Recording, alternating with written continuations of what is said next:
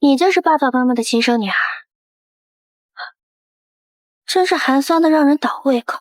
我这个亲生女儿如果廉价，那你这个冒牌货算什么？论品，亲生女儿又怎么样了？爸爸妈妈、弟弟还有我的未婚夫，爱的都是我。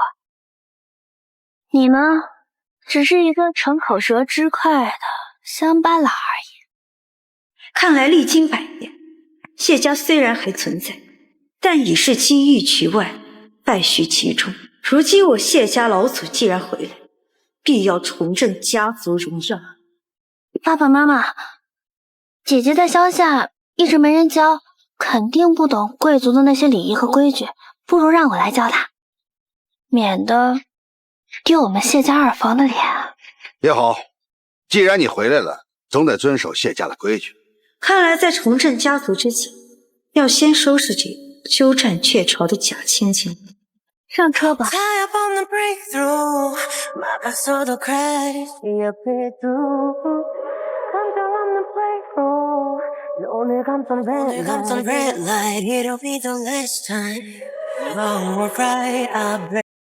姐姐，你在乡下一定过得很苦吧？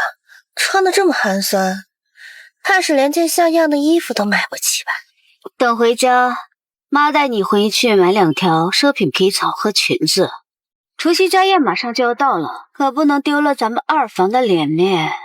亥马氏、香奈儿、江诗丹顿，这些肤浅的洋货也配拿来炫耀？当年我郡主府里的笔墨纸砚，随便一件都比这些金贵100倍。洋货？当然了，乡巴佬见都没见过吧？据我了解，谢家是传承100年的名门世家，长房嫡系大多数都穿私人定制的旗袍和中山装。你这么爱穿洋人奢货，实在是丢我们二房的人。你说什么？怪我忘记了，你不是亲生的，那当我没说。你确实不用守着我们谢家的规矩。不行，不能让他占上风。姐姐，你从小在乡下长大，怎么会对谢家的规矩这么清楚？你的真实目的是什么？妹妹，难道没有人告诉你，村里早就通我？我们谢家坚守传统，以中山装旗袍为尊，不慕虚荣。爸的话我一直谨记在心，不会只是说说而已吧？怎么会是说说呢？我们家也是很注重家族和传承的，我刚才只是开了个玩笑。那就好，爸爸在家排行老2，咱们二房在谢家嫡系面前地位一直不高。这次除夕家宴，要是咱家都穿着满身洋牌去，怕是丢脸要丢大发。你说什么呢？爷爷也是你的。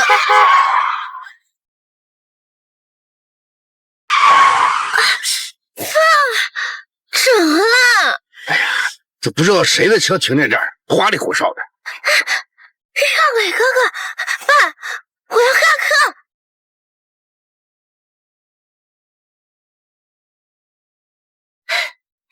让伟哥哥。哎呀 ，My princess, I miss you so much。让伟哥哥，我也想你了。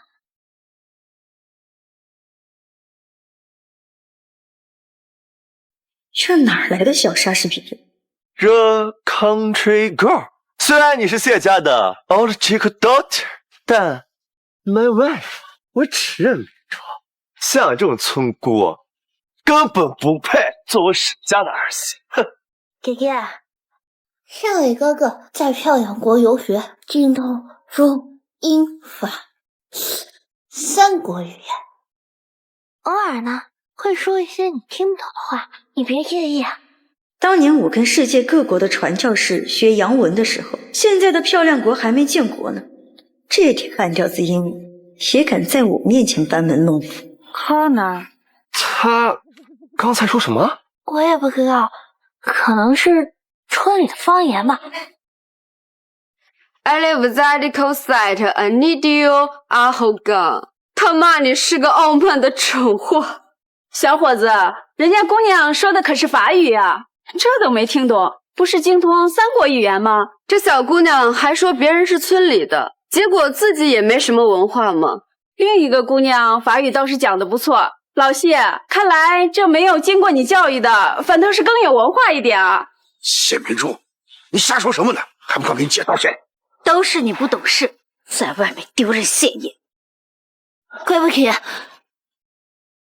这丫头虽然是在乡下长大的，可说话做事儿都戳在点子上。刚才在外人面前也没输了气势，不像明珠，净给家里惹麻烦，让我在外人面前抬不起头来。好了，外面天冷，都跟我回家吧。爹爹，青儿玉，你刚才说的话意思我听懂了，骂我蠢蛋，你别太过分了。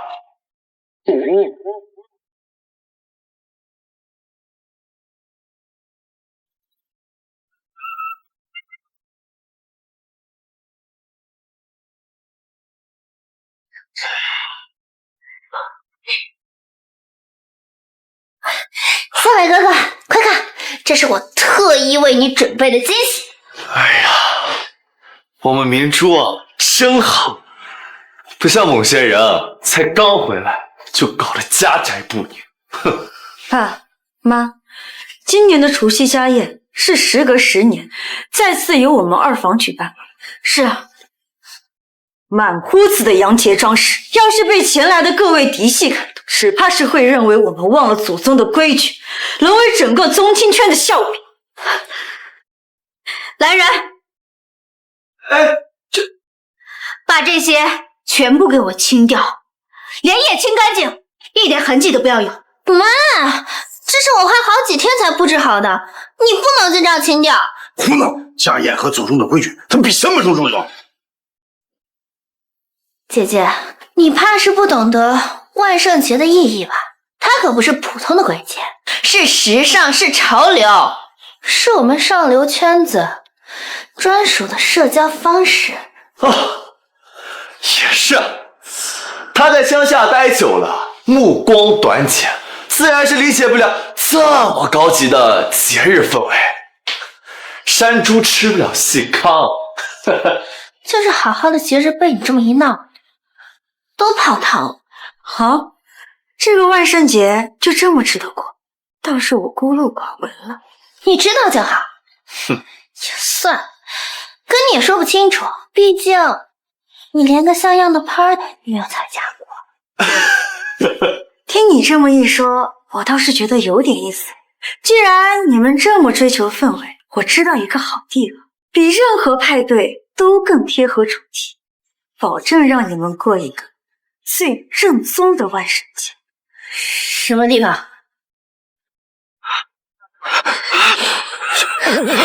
怎么样？这里到处都是鬼气，可比你们那些装神弄鬼的派对正宗多了吧？姐姐，你把我们带到墓地干嘛？快放我们回去！我好害怕。绑架是犯法的，你就怕我们报警吗？还以为多硬气，软蛋！你是个疯女人，我给你吃了。有点血腥啊！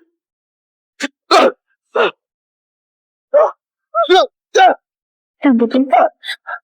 放开我！敢伤我，沈家不会放过你的。我知道啊，这不是给你带到祖宗面前来谢罪了吗？来，给祖宗磕头，磕到祖宗我满意为止，否则就让你们留在这里陪他们过夜。夏北哥哥，要不我们就听他的吧。我看。祖宗保佑，祖宗保佑！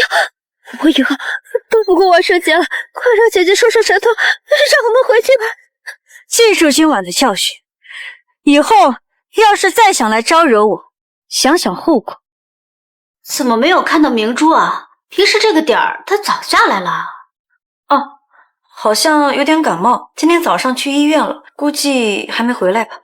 啊，这样啊，那咱们先吃吧。你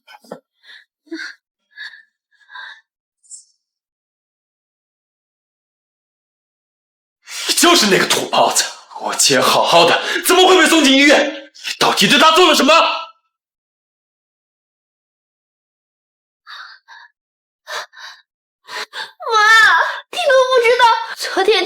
意刁难我和小美哥哥，他把我们带到墓地，动了阴谋啊！不是你说喜欢过万圣节，我只是找了一个更有氛围的地方，有什么不对吗？姐姐，我知道你一直记恨我占了你的身份，可你也不能要我的命啊！你这个土妞，心思怎么这么恶毒？我告诉你，我这辈子也不可能认你这种上不了台面的姐姐。我们谢家就只有明珠姐一个千金。你们谢家？怎么，你有意见？你一个射箭运动员，每天训练，昼伏夜出，结果连隔壁的弹丸小国都打不过，还好意思说自己是谢家人？100年前他们还得对我朝上供呢，废物典型。你懂什么？我要是你，定是羞愧的抬不起头，半分不敢提自己是谢家人。射箭是讲究天赋和状态的，我只是暂时打不过他，之后我一定把那个外国佬打趴下。你骗骗他们也就得了，别把自己也骗过去。谢家人讲究的是真才实学，不是光靠嘴硬就能够撑起脸面的。你怎么想动手？光耀，你可得小心点他的牛劲可大了，昨天都把向美哥给打趴下了。够了，谢婉玉，你少说2句吧。光耀年纪小，性子急，你刚回来就不能让着他点吗？好了好了，都别吵了，吃饭的时候不准吵架，是谢家体统。不吃，以后这个家有他没我。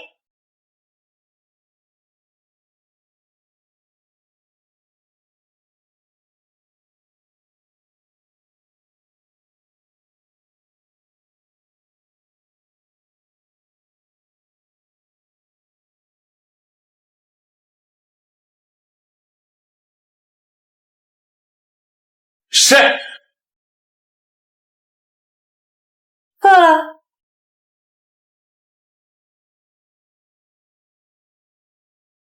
你想干什么啊？别以为你在这里装神弄鬼就会把我唬住。不想看什么，就是看你总被那个小国运动员压着打，心里服不服气？关你什么事儿？你又不懂。不懂。你射箭时总爱仰头抬肩，导致重心偏移，出箭瞬间手腕不稳，箭道会不自觉偏右半边。而你打不过的那位，看似稳准狠，实际上耐力不足，连续射击3箭之后，臂力明显下降，第4箭必失准心。而且他只擅长逆风射击，顺风时视线极易受到影响，这就是他的死穴。你就是随口胡说的，这些我都知道，没什么稀奇的。知道还打不过，真是笨的硫磺汤。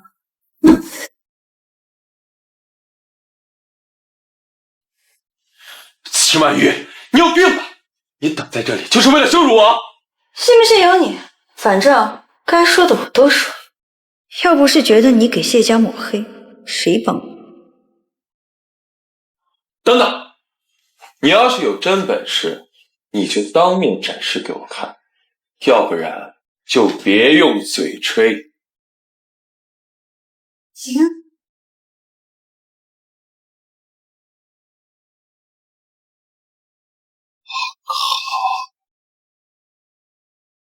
这回信了吧20次，4次都穿透红心，你怎么做到的？你到底怎么做到的？4次都正中红心，连一点偏移都没有。当年在谢家，骑射可是我的看家本领，百步穿杨都是小意思。我再示范一遍，你好好看着。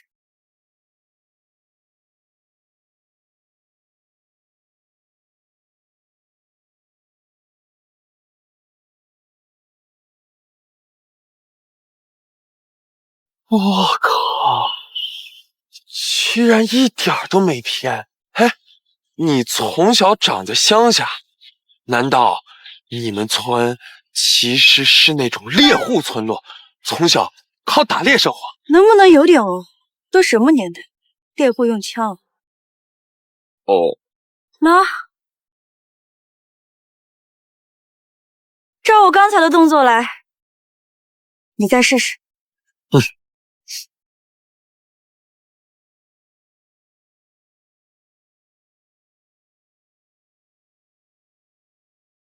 肩膀放松，腰背挺直，重心放在后腿，拉弦时手腕别抖。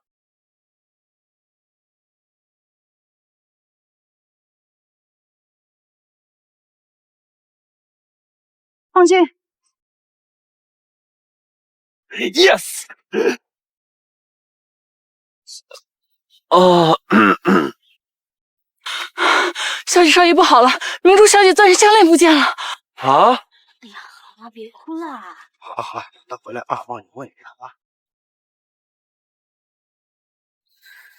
婉月，你最近这段时间有没有去过明珠的房间，或者有没有见过陌生人去过她房间？你们怀疑我？不是的，我们就是首饰我自己有，犯得着偷他的？那玉佩是乡下随处可见的便宜货，哪能和我的钻石项链比？你看这是嫉妒我，爸爸妈妈宠我，给我买首饰，才偷偷拿走的。爸妈都出身世家，自然认得这是不是便宜货。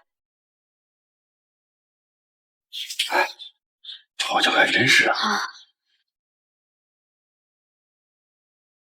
哎，你看这块玉的玉质真不错，怎么看着这么像？确实不错呀。爸爸妈妈，他拿个破石头在这混淆视听，你们别被他骗了。我的首饰肯定在他的房间里，我这就去办。哎，明珠，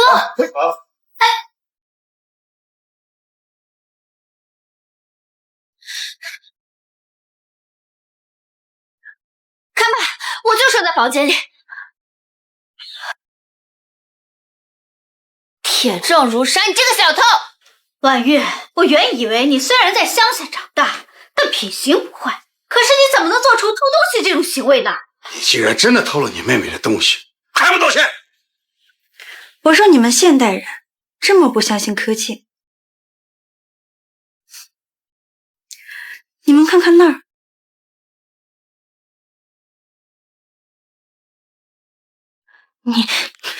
你装摄像头干什么？刚到谢家，人心复杂，装个摄像头有备无患，总要小心有人栽赃陷害。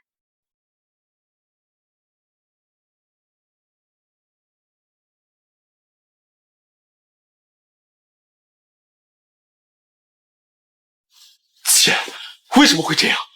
为了把我赶出谢家，你还真是绞尽脑汁，可惜搬起石头砸了自己的脚。明珠，你可是我从小教养长大的，你怎么能做出这种栽赃陷害的事呢？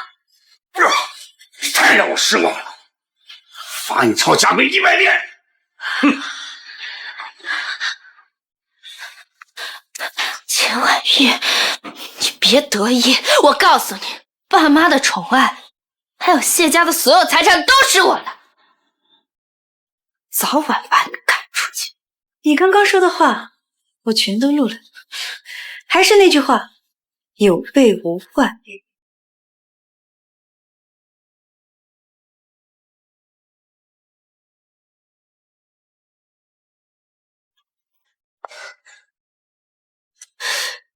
钱婉玉，你想压我一头，抢走我的一切，做梦！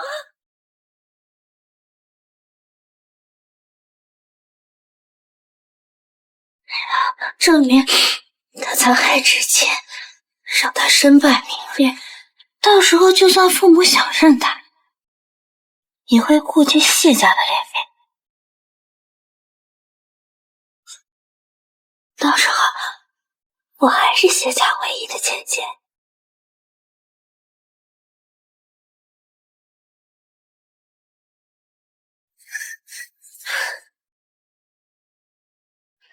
你信不信我从这儿跳下去，爸妈就会让你卷铺盖走人？我信。啊！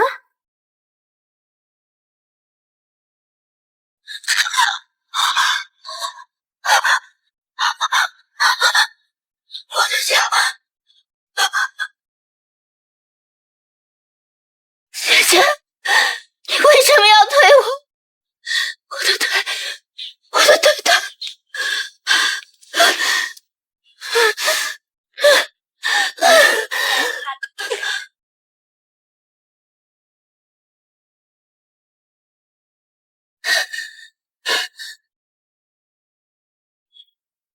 谢明珠，你演戏也不知道挑个好时候。爸妈一早就去公司了，佣人也都出去采买，现在这里连个鬼影都没有。你演得这么美丽，给谁看？秦婉玉，你个贱人！我演了又怎么样？我就是要让所有人都知道你是个恶毒的人，把你赶出谢家。怎么没有这样？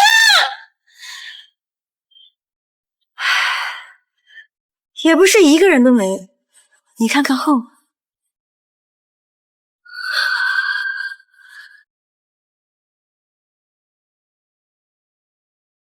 姐，你怎么老玩栽赃陷害这一套啊？谢光耀，你还是不是我弟弟？明明是他把我推下来的啊！可是你俩离得很远哎，并且从生理学的角度上来讲，他是我的弟弟。你少在那儿自欺欺人了！你以为回到谢家你就能拥有一切吗？你现在在谢家连个正式的身份都没有，谁会认你是谢家人？你说的对，我现在确实无名无分。你知道就好，爸妈是不会给你身份的，你就永远在谢家当个寄生虫吧。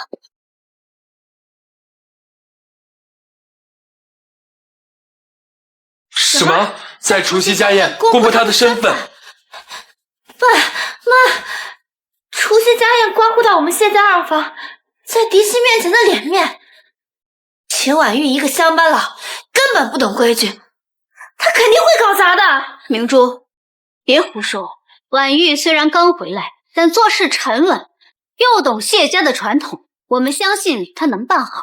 只要家宴办得周全，让嫡系宗亲们满意，我就正式公布婉玉的身份，把她的名字记入谢家的族谱，让她名正言顺地做谢家的女儿。这还多亏了你，要不是你，我都记不得自己的身份还没有公布。我不同意。他不过是谢家刚领回来的妻，连谢家的规矩都没认全，怎么能够操办这么大的家宴？况且我们才刚获得重新操办家宴机会，不能这么随意。没学全，那我问问你，谢家开国先祖的家训是什么？除夕家宴作为谢氏家族最重要的宗亲聚会，是应该遵循3礼3宴的流程，还是5仪6席的规制？我少在这里虚张声势，难道你就知道？那我告诉你，谢家的开国祖训是崇德、敬祖、守礼、传家。除夕家宴应按照迎宾礼、祭祖礼、团圆宴、送亲礼4大流程来。我说的对吗？没错。你就算知道又如何？说不定是提前查了之后背下来的。你以为家宴是那么简单，说办就办吗？行了，明珠，别说了。你又陷害婉玉的事情，我们已经知道了，太让我失望。从现在开始，禁足1周，没有我的允许，不准踏出房门半步。还不快去！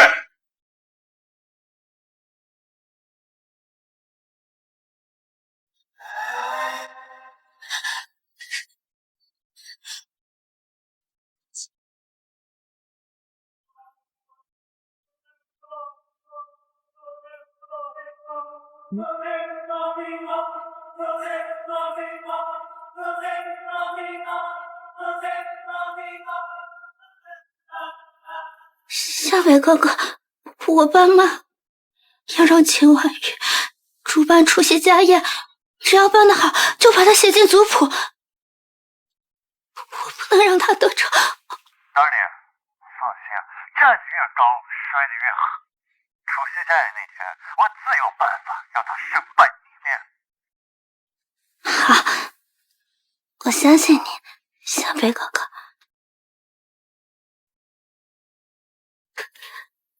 秦婉玉，这次我一定要让你在众人面前颜面扫地。你真的确定要把除夕家宴这么重要的事情交给婉玉？他刚回到谢家没多久，咱们对他还不算是完全了解，要是办砸了可怎么办呢？我也担心，可你不想一想，咱们二房一脉在嫡系宗亲那里本来就没什么地位，一直被边缘化，就算再差，他能差到什么地步啊？据我观察，婉玉这孩子不简单，不如就让他试一试，万一真的把家宴办得让嫡系宗亲们满意，不仅能挽回咱们家的颜面，将来婉玉站稳了脚跟，也能成为光耀的助力呀，是吧？这次家宴大概是我见族老最好的机会，就是不知道他是否还坚守着先祖的家训，记不记得？欢迎啊！里边请啊！等等，哟，您来了！你好，自己上面欢迎！里边请，里边请。里边请啊！爷爷，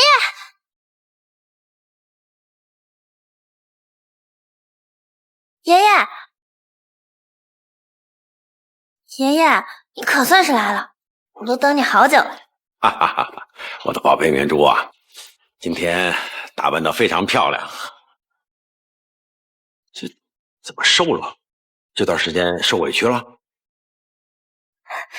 爷爷，我没事儿，就是我担心自己做的不够好，让咱们家丢脸。你放心，有爷爷在，没人敢让你受委屈。有些人刚回谢家，不懂规矩就算了，还总想着欺负你，他真以为谢家没人了吗？去，叫过来。是。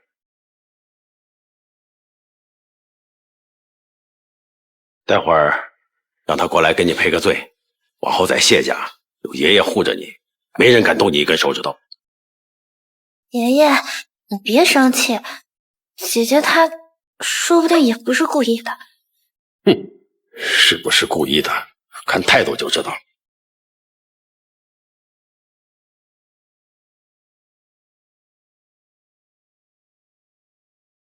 爷爷，您叫我。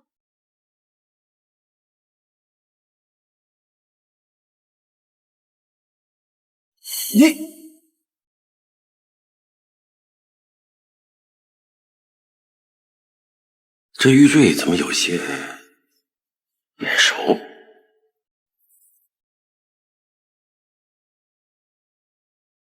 爷爷，你在乡下长大确实很不容易，但是不能老想着急于求成，只图虚名。是啊，姐姐，你刚从乡下回来就接手这么重要的家宴，我都替你感到担心呢。来历不明的乡下丫头，刚回来就掌管家宴，未免也太草率了吧？我看他穿的倒是人模人样的，可骨子里边那个俗气轻易改不掉。爷爷教训的是，乡下虽然是没有多少大场，但爷爷以往主持的宴会上，排场虽大，但却总少了些宗族该有的人情味，反倒是让嫡系宗亲们觉得身份。你说得好啊！我参加了那么多年宗亲宴，仙儿，这次可是你们二房家办的最好的一次宴会。就是。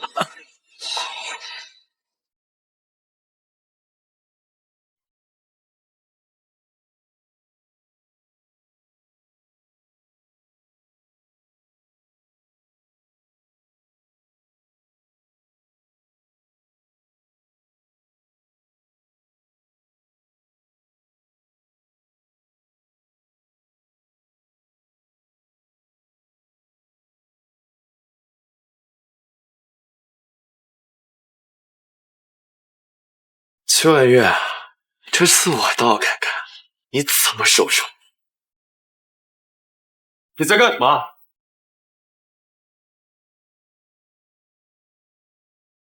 匡耀，你怎么在这儿？我就是来看看开闭式准备怎么样了。这里有管家和佣人看着，需要你在这里偷偷摸摸管。什么都没有。哎呀，宴会开始了，咱们快去吧啊！来，走。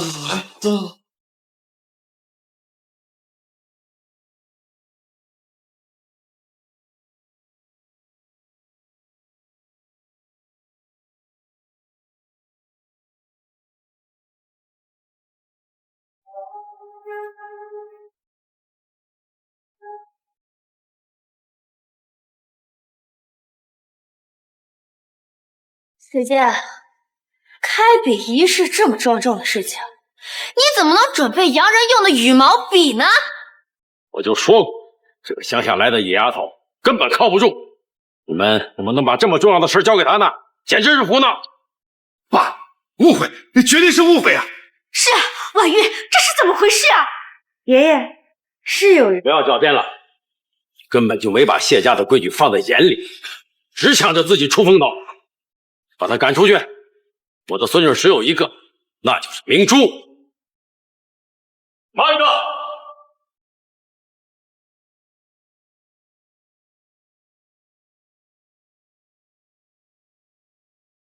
师公，您怎么来了？亵渎祖制可是天大的罪名，秦婉玉，今天谁来了，护不住你。师公，您怎么来了？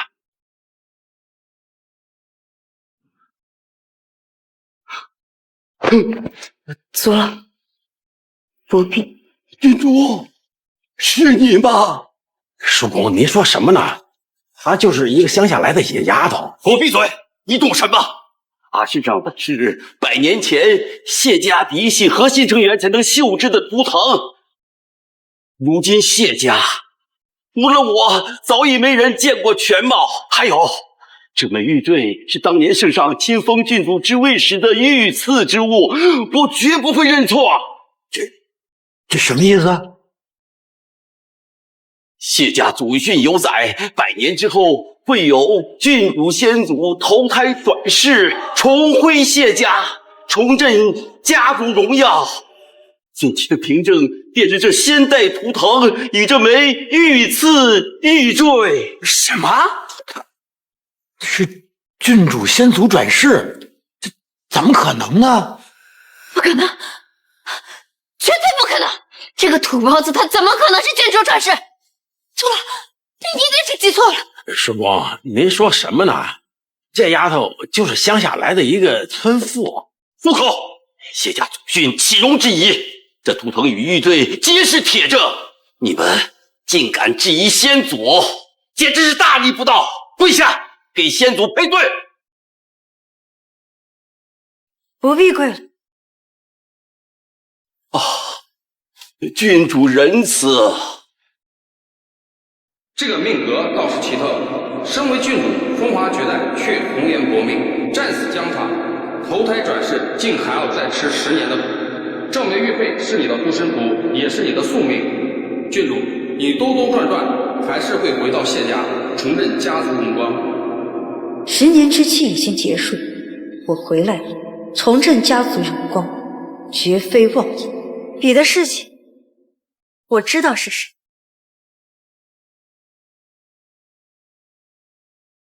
放开我！放开我！小北哥哥，这是谁呀？怎么混进来的？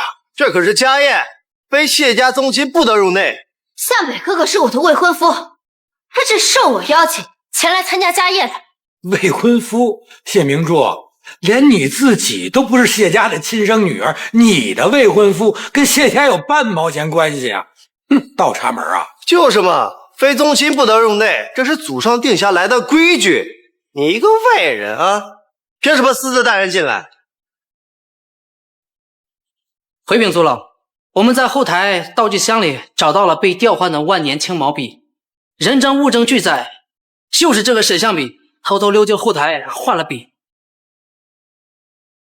不是我，你们凭什么冤我呀？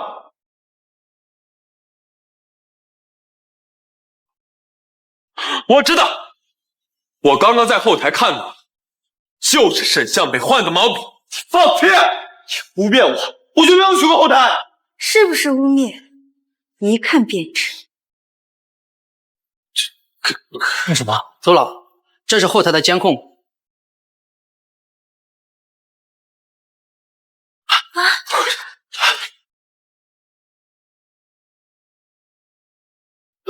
就是他。早说了，你们这些现代人要尊重科技。不是我要这样做的，是秦婉月，还是针对明珠说的刁难她。我只是为了给明珠出口恶气，我这么做都是为了明珠啊！不是的，这都是他自己的主意，和我没有任何关系。你胡说，明明是你跟我说。我没有。雅人，把他俩给我赶出去！不要放开我！放开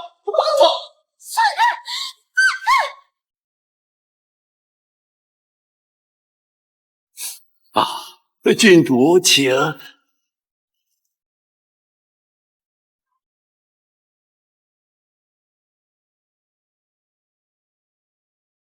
先祖在上，宗亲在侧，谢家除夕家宴开宴。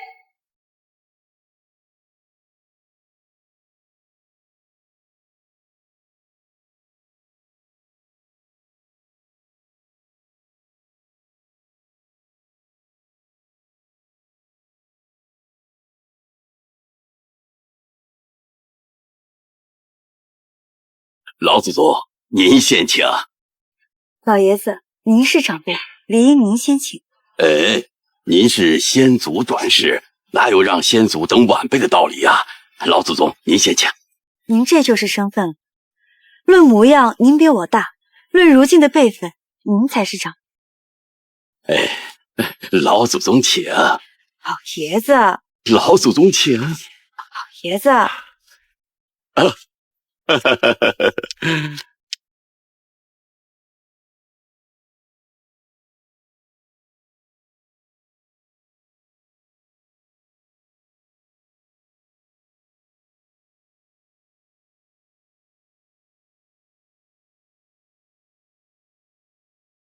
婉玉啊，能让祖老这么看重你，可真是不简单呐。是啊，婉玉，既然族老认定你是先祖转世，那咱们跟着认就是了。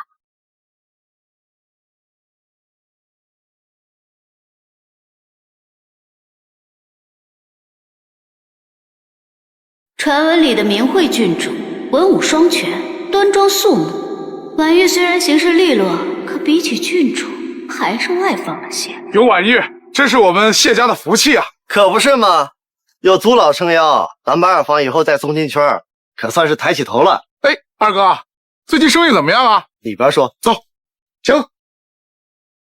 秦婉玉，刚刚在大厅里面，你是不是想让我供出沈向北？他们在里面谈生意，你不陪着一起？我对管理公司不感兴趣，我只是想问。是，干得不错，别让我失望。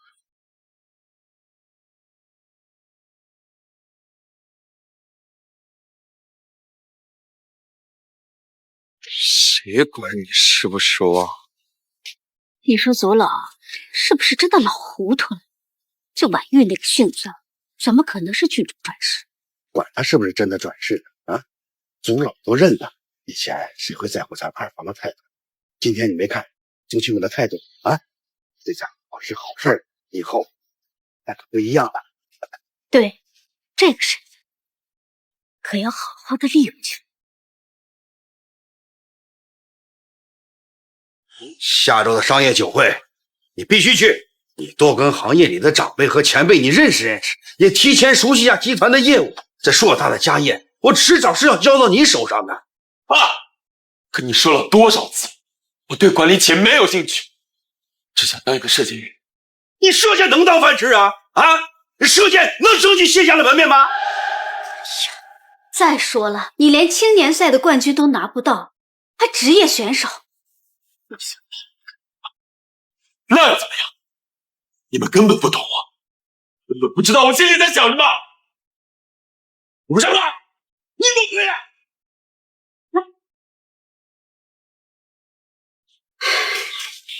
这孩子已经2天没有吃东西，惯着他，我倒要看看他还能撑几天。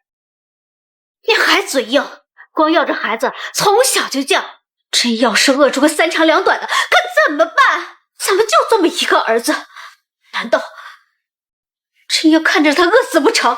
既然谁也说服不了谁，那不如做个对赌协议。对赌协议？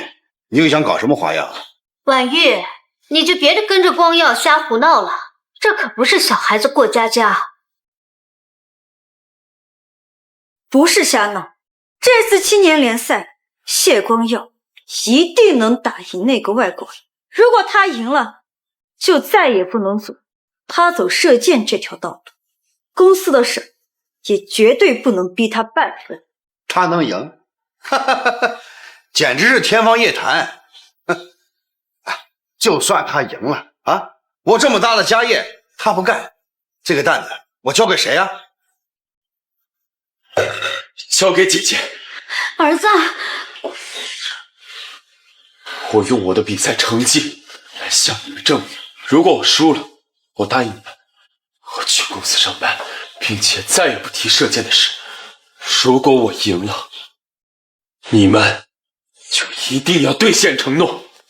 光耀，快坐下来吃饭吧！有话咱们好好说啊！只要你们不答应对赌，我就一直不吃饭。老谢，要不你就答应他吧？难道你真的要看着他饿坏了吗？好，签协议可以，但婉玉必须考上清北大学的研究生，协议才可以生效。光耀赢比赛的概率不算高，谢婉玉一个乡下人想要考上研更是天方夜谭，不如就顺着他们的意思签协议，到时候两人都输了，自然就乖乖听话了。可笑，女儿进入家里的企业要先考上清北，而儿子只需要他是儿子。可以，但我要加个条件，我要公司的股份。好。干啥呀？我们姐姐和我爸妈都不喜欢我，这么过分？班长，我的座位在哪儿？那儿。明珠，你说的果然没错，他身上一股土味儿。但是我爸妈更看重他，还特意叮嘱我好好照顾姐姐。没事儿，我已经交代过，一定会特殊关注的。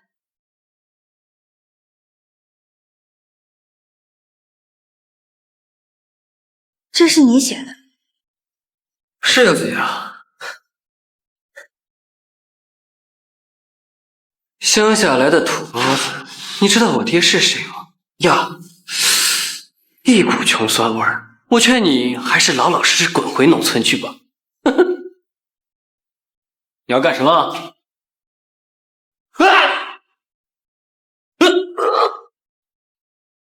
既然是你写，那就把它擦干净。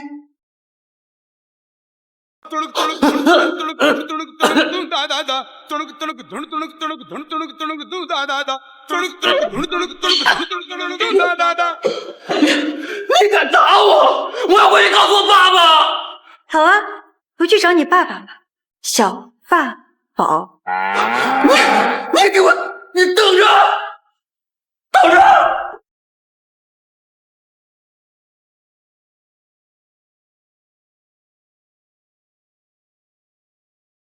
明珠，你怎么来了？很疼吗？没事的，小问题。他也太过分了，刚回谢家就目中无人，现在还敢动手打人。你可是赵家的少爷，怎么能受这种委屈？你现在就回去跟你爸妈说，就说谢婉玉，她不仅人身攻击你，还动手打你。你爸妈这么疼你，一定会为你出头的。你说的对，我现在就给我爹妈打电话，让他来学校给我主持公道。谢婉玉，好戏来了。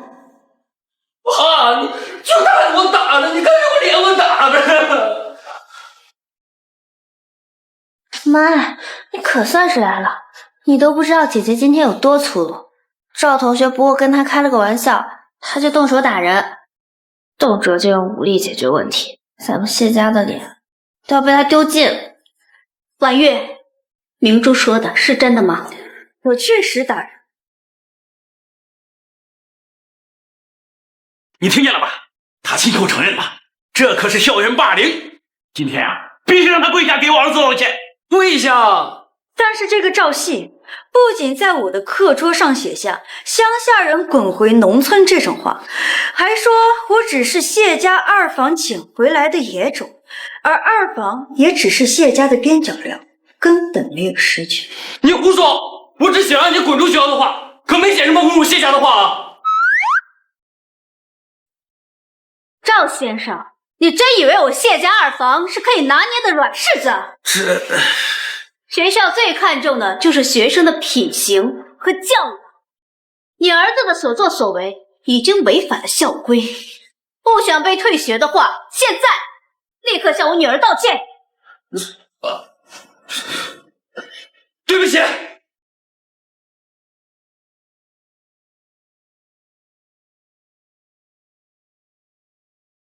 婉玉，这是你要的考研资料，拿走吧。谢谢老师。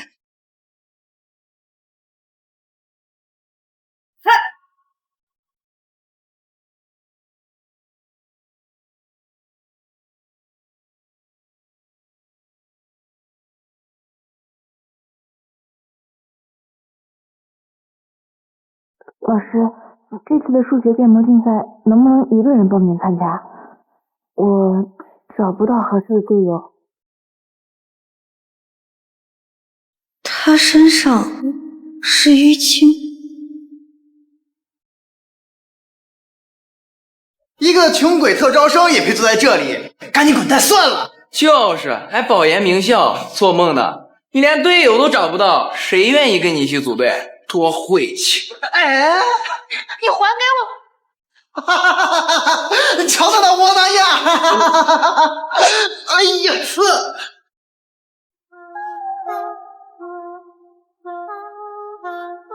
夏婉玉，我劝你少多管闲事。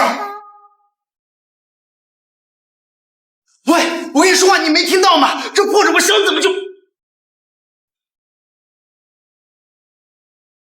你们太吵，很烦。你没听说刚才赵熙被他家里人火急火燎的接走了，估计是被谢家施压了。走。谢同学，你愿不愿意报名参加这次数学建模赛？这个比赛是市里的，1等奖可以保研清北。保研？光要赢比赛的概率不算高，谢婉玉一个乡下人，想要考上研更是天方夜谭。不如就顺着他们的意思签协议，到时候两人都输了，自然就乖乖听话了。报名表。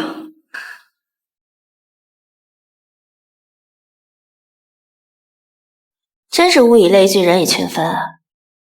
山胖配穷货，可不是嘛！就这还想参加竞赛，丢人现眼！爸妈，你们知道吗？姐姐居然报名了市数学建模竞赛。姐姐啊，不是我说你，你在乡下读的那些书，怕是连竞赛的题目都看不懂吧？这场比赛在市里可是大比赛，参加的都是顶尖学府的学生，你别到时候考个倒数，让别人笑话咱们谢家没人，净出些不自量力的人。啊，妹妹还知道建模赛呢，我还以为你在学校只会天天睡大觉呢。我才没有。好，没有。婉玉啊，明珠说的也不是没有道理，这乡下的教育质量跟城里根本就没法比。竞赛这种事情呢，可不是光靠有胆子就可以的。我看也是，与其浪费在这种不切实际的事情上，倒不如把精力放在复习上啊，不然怎么考研呢？你们就这么不想让我考上？是，也对，爸妈大概只是觉得光耀能够赢得比赛的概率微乎其微，我能考上也是天方夜谭，你们只是顺水推舟卖我们个人情罢了。可惜了，光耀这么拼命的努力练习射箭，想要证明自己，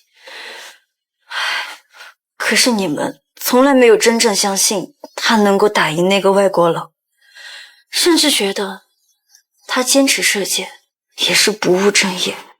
爸妈，你们从来就没相信过我能赢，对不对？别听他胡说，我们怎么可能不相信你呢？啊！是啊，我们一直都很支持你的啊。可是我昨天和祖老联系，爸说光耀很快就能够继承二房的产业了。够了，太让我失望了。光耀，你没听他在用祖老来压我们吗？妈，你们在说什么呀？什么清北？什么公司啊？没什么。明珠啊，你和小美的孩子发展的怎么样？他上次去海外，你有没有去送他？送了，他还说有机会带我去国外一起旅游呢。弟弟是未来的掌权人，自己却只是用来联姻的工具，这么明显的重男轻女都乐在其中，没救了。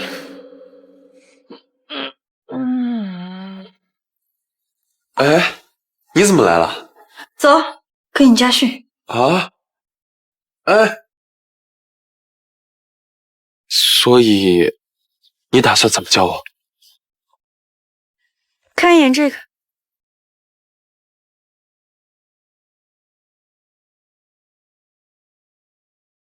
这也太全面了，你是怎么发现这些细节的？先按这个计划来，专项训练。这么细碎的内容，他一定很早就想帮我了，只是嘴硬不说。原来这就是有姐姐的感觉吗？哎，谢光耀，帮我去拿个东西。哦，就你还运动员呢，别逗了啊！这个村妇肯定是来抢占爸妈注意力的，咱们得齐心协力赶走她。傻笑什么呢？先按这个本子上的基础动作练习半个小时，注意呼吸节律。好。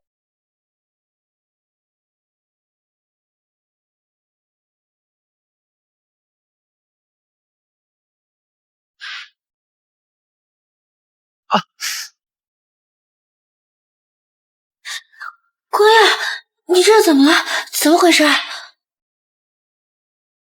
不知道？你在说什么呀？也是啊，后山靶场平时只有我和谢婉玉会去，再怎么也……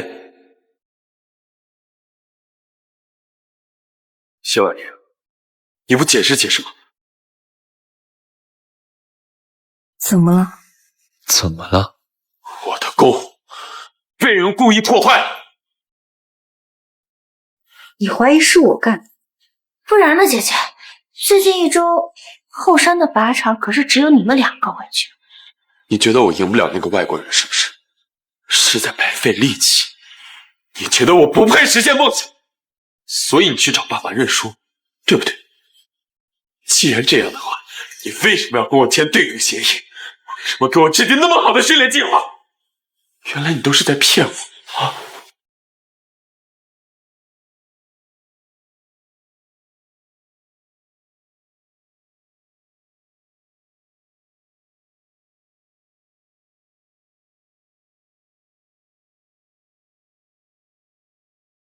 哎，你干什么去？你难道真的不跟我可解释了吗？查案。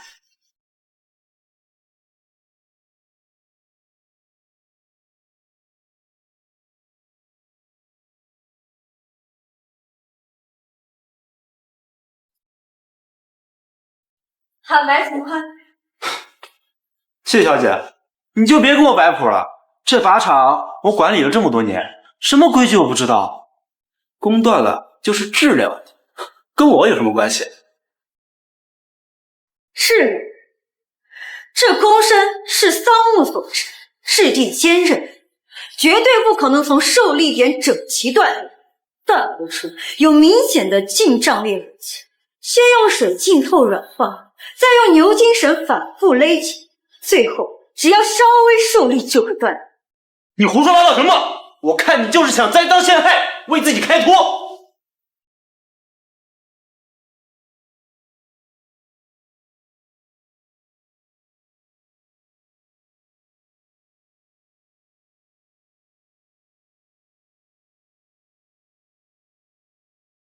这种100年前军营里用来破坏敌方军械的老手段，没想到还有人会用，可惜没用在正处。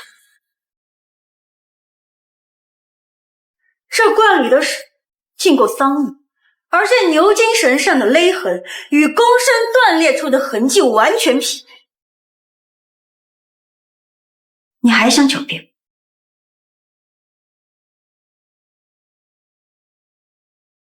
说，谁指使你这么做？我再说一遍，坦白从宽。我说，是明珠小姐，是她让我偷偷在光耀少爷的弓上做手脚，还让我诬陷你，我只是一时糊涂啊。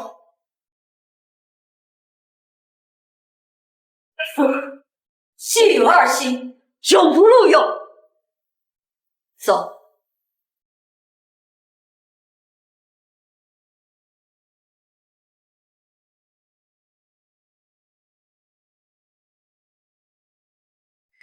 谢明珠，你为什么要这么做？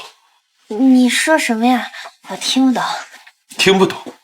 管理员都已经招了，你让他破坏我的弓，污蔑婉玉姐，你就这么不想让我们好吗？谢明珠，自从婉玉姐来了，你怎么变得这么面目可憎？你怪我？明明是他想要抢走我的一切。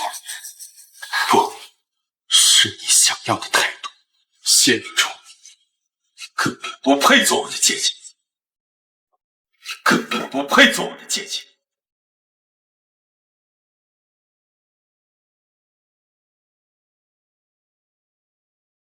对不起，之前是我错怪你了，都是我太蠢了。哎哎，大人别打脸啊！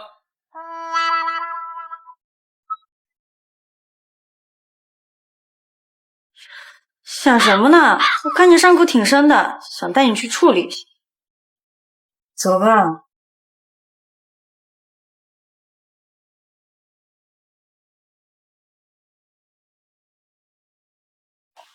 疼吗？真的，对不起，姐姐。以后遇事别这么意气用事，别人一挑拨就失去理智，这样只会显得你自己很蠢。那下周日的比赛，你能来吗？那天是建模赛的最后一天，如果赶得及，我一定会去。好，那我等你。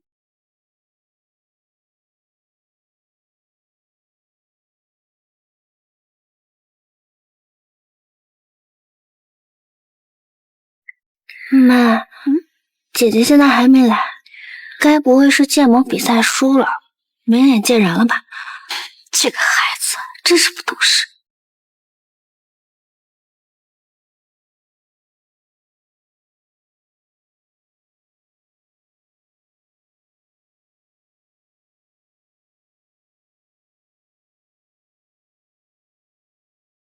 10号选手谢光耀，加油，光耀！加油，光耀！加油，光耀！加油，光耀！加油，光耀！加油，光耀！加油，光耀！加油，光耀！加油！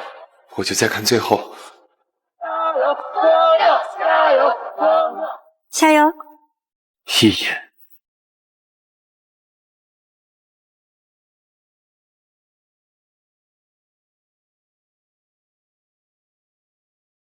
加油，光耀！加油，光耀！加油，光耀！加油！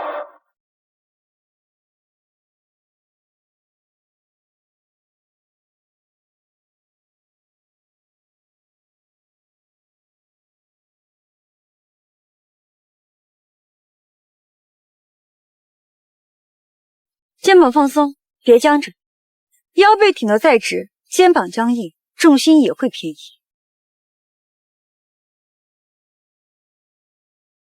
手腕别抖，指尖发力要稳，剑道才不会偏右半寸。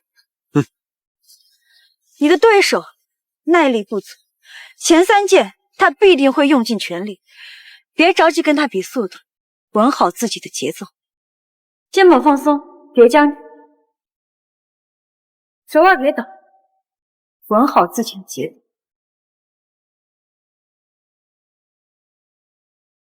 迟缓。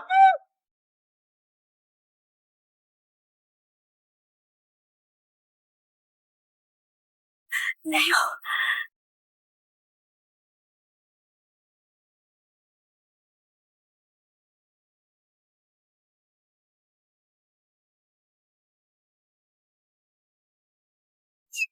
迟缓。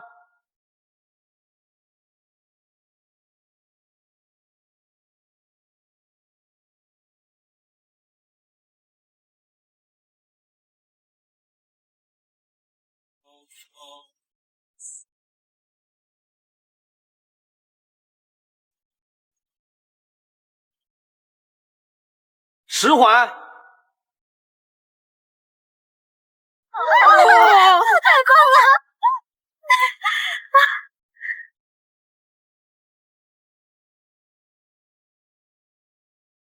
本次青年弓箭联赛的冠军是谢光耀。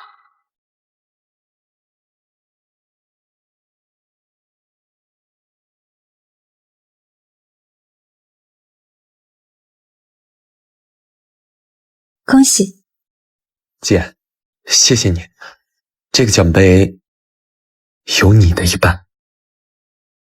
这是你自己努力的成果。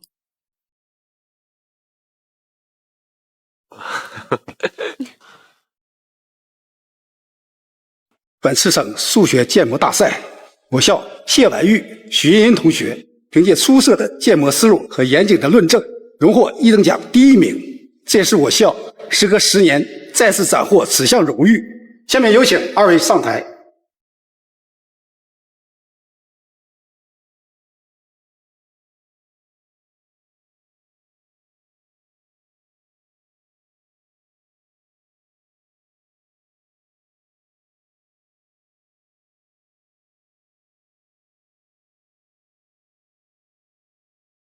凭什么？一个乡下来的土包子，凭什么处处压我一头？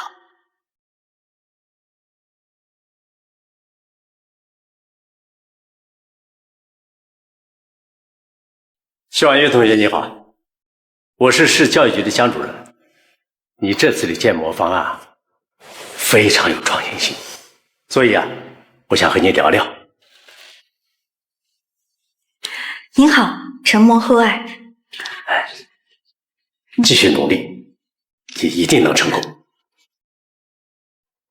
我说呢，原来是勾搭上教育局的人。谢婉月，我倒要看看你这次怎么翻身啊！谢婉玉，滚过来！照片上这个男人是谁啊？你们到底什么鬼？刚回谢家才多久啊？就学会勾结外人？我问你，竞赛1等奖是不是他帮你走的后门？一派胡言！姐姐，我知道你就是太希望别人认可你，只是走错了路。建模赛就是我凭本事赢的。就你，那乡下的教学质量能和城里比吗？那些参赛的都是名校的尖子生，你能赢过他们，除了走捷径，我想不出第二个理由。我告诉你，谢婉玉，今天你必须把事情给我说清楚。这个奖你到底是怎么拿的？如果敢骗我，我就让你立刻滚出谢家。是啊，姐姐，你就说实话吧，爸妈不会怪你的，顶多呢让你把奖还回去，总比被人揭穿之后一辈子抬不起头来要强。够了！你们凭什么这么说我姐？建模赛审查严格，她能拿第1，那是她的真本事。你懂什么啊？人心叵测，他在乡下待了20年，谁知道会学什么歪门邪道？就是，你别被他给骗了，他就是想借着这个奖抢走本该属于你的集团。我才不稀罕什么破集团，我只想射箭，把公司交给我姐，比交给我 top 100倍。你们就是偏心，我们偏心？我们都是为了这个家。你以为管理一个集团那么容易吗？啊，他一个丫头片根本就没有接受过传统教育，迟早会把集团给搞垮的。你们不是不相信我，你们是害怕相信我，你们怕我真的是靠自己拿得了第1名，你们怕光耀真的赢得了比赛，你们怕自己必须要履行对赌协议，把公司交给我，你们是打心底里不接受一个从乡下来的丫头比你们精心培养的儿子养女更加的优秀。你胡说八道什么？我告诉你，如果这个奖真的是你考的，我会立刻给你签署股份转让协议书，把集团交给你。董事长夫人，市教育局的江主任来了。肯定是江主任发现他作弊，现在特意上门来兴师问罪来了。我就说他这个第1名来的蹊跷，肯定是偷偷抄了别人的方案，又贿赂了工作人员。现在东窗事发，人家上门找事儿来了。谢婉玉，你看看你惹的祸，不仅自己丢脸，也让谢家在教育局面前抬不起头啊！你这个孽障，我们怎么养出你这个不知廉耻的东西？现在立刻给我滚回房间去，没有我的允许，不准出来！你还愣着干什么？难道要等江主任亲自上门揭穿你，让你更难堪吗？是非曲直，等江主任来了，自然就清楚。江主任，真是对不起，都怪我们没教育好这个女儿，让她一时走了弯路。我们也没想到她竟然敢在建模赛里作弊，还连累您，还特意跑了一趟。是啊，这个丫头啊，在乡下也惯了，没什么规矩。我已经狠狠地教育她了，一定让她把奖项啊给您还回去，给您和教育局一个交代。江主任，你可不能轻饶了她，她就是看我从小在爸爸妈妈身边长大，故意做这种丢人的事儿，想让我们家族蒙羞的。谁说谢婉玉作弊了？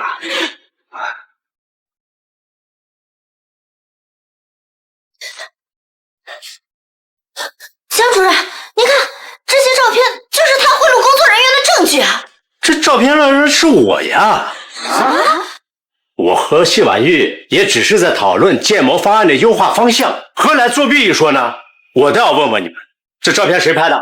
为什么断章取义，故意抹黑我和谢婉玉同学的名声啊？我只是路过，看到随手拍了几张，我没有想到会发生这种事儿。没想那么多，明明就是你故意拍的引导别人，还在背后煽风点火，随手拍的，你心思倒挺深。表面看着乖巧懂事，实际上在背后竟做着些栽赃陷害的勾当。你们谢家就是这样教育女儿。终于见到本人了，我看了你的方案，我觉得很惊艳，所以我想跟你认识一下。你好，我叫江慧成。很高兴认识你。现在误会已经解开，我是靠自己拿的奖，江主任可以作证。你刚才说的签股份转让书不会是假的。好，去！你真是蠢得跟猪一样！我怎么养了你这个惹祸精啊！行了，现在骂有什么用？集团也给出去。你不要在这里待了，立刻滚去漂亮国与向北培养感情。等回国以后，原因你要赶我走？快点！哎，立刻把小姐带回房间，给我看好的。我不去，为什么你不让我去？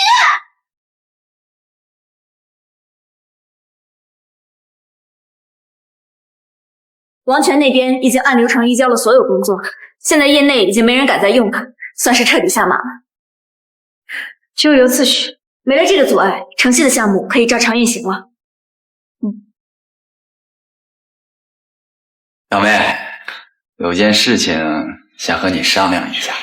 这个呢是集团旗下的科创子公司，成立3年了，一直没有什么起色。我想着，不如让它独立运营，自负盈亏。这样不但可以给总公司减轻压力，还能给子公司带来更大的成长空间，说不定可以盘活的。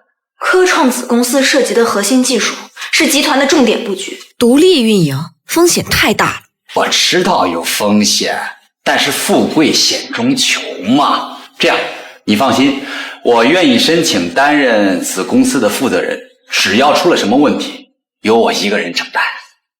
拆分产业，转移核心，我才刚坐稳总裁的位置，就着急瓜分我的成果了。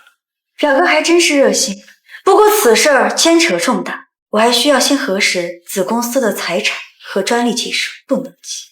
这种手段，我100年前就见过。你要的科创子公司近3年的对外合作记录，跟你猜的大差不差。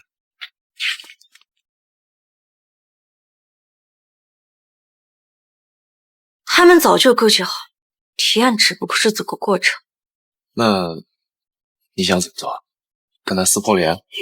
我压了他的提案，他肯定会想办法来闹，说不定还会凑齐部手。你的意思是？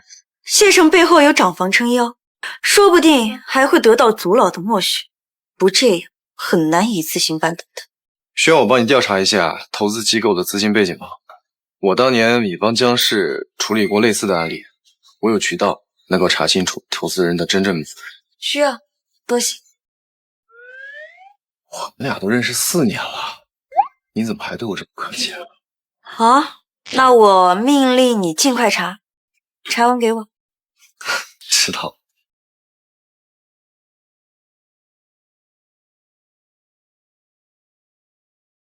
你知道吗？咱们谢总啊，可是乡下长大的。我还听说他连基本的商业术语都不懂，这些项目都是靠隔壁的江总帮衬才做成的。他可真是找了个好靠山。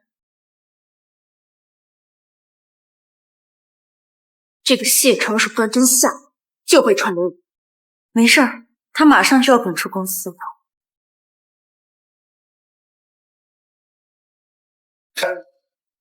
谢婉月，你还有脸坐在这儿？你攀附江总的绯闻已经传遍了整个公司，如此的品性败坏，你也配执掌谢氏啊？伤风败俗，一个女孩子家的私生活那么不检点，传出去让合伙人走得更稳。族老让你掌权，是让你带领谢氏，不是让你拿公司的名声当儿戏。你连最基本的德行都没有，赶紧辞职谢罪！哼，我看你啊，心思压根就没在工作上，靠着不正当的关系上位，现在更是无法无天。你这样的总裁，我们不认。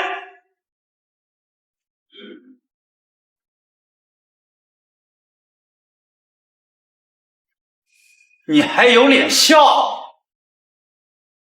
谢城，我的职位是组长和2方一致同意之后给，想把我拉下水，你得先问问族老的意见。好啊，那就把族老喊过来，让他看一看，他口中这个郡主转世就是一个屁。谢婉玉，你执掌集团不过3年，就把公司搞得乌烟瘴气，子公司业绩平平，你不仅不反思，还打压宗亲，甚至和万难纠缠不清，搞得满城风雨。上谢家的脸面我忘了磕。爸说的对，你根本就不懂什么叫管理。项目能达成合作，全靠着江淮城的保证。现在倒好，仗着有人撑腰就无法无天，故意偷难我的申请，你安了什么心啊？此言差矣。婉玉掌管公司这几年，公司的营收翻了2倍，而且海外的市场也是他开拓的，功过不可一概而论。至于绯闻，我觉得应该是误会，不能单凭几张照片就下定论了。失误，照片都传遍了，孤男寡女凑在一起，能有什么正经事？二弟，你就是太心软了，被他的花言巧语骗了。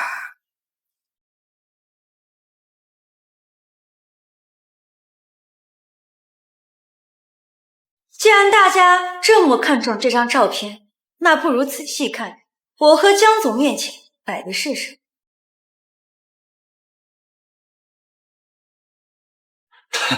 不就是几张文件吗？这能说明什么呀？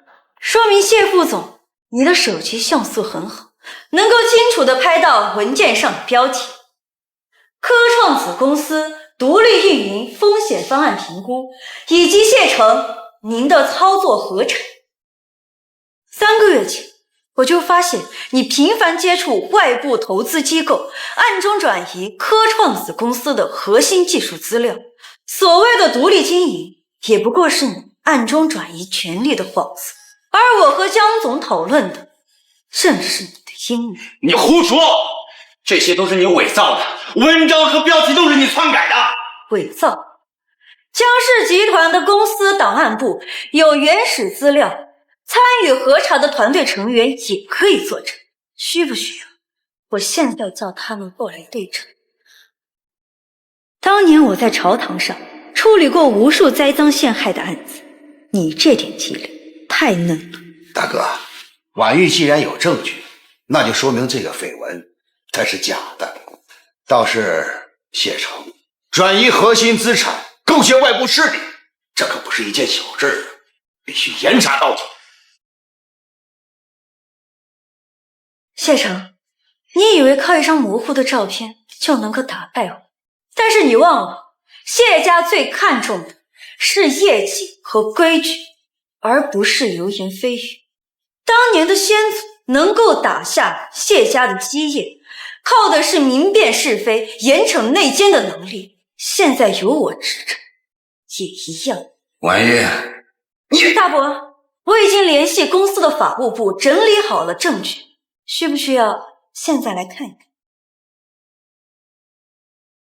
算了吧，大家都是一家人，打断骨头连着筋。谢成年轻，不懂事儿，一时糊涂犯了错，你就看在我的份上，饶他这一次吧。果然根早就烂。要我原谅他可以，但是谢成必须立刻滚出二房的公司，并且永远不准再参与公司的业务，用于赔偿公司的潜在损失。谢婉玉，你在说什么鬼话呢？好，就按你说的办。不行，祖老，我才是长房继承人，你不能这么对我。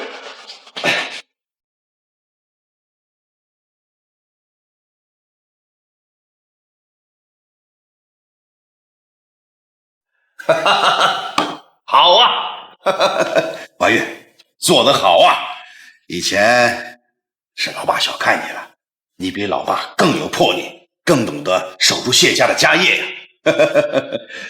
但是老祖那边孰轻孰重，他自己心里清楚。哦，对了，跟你说件事情，下一周明珠和向北要从海外回来。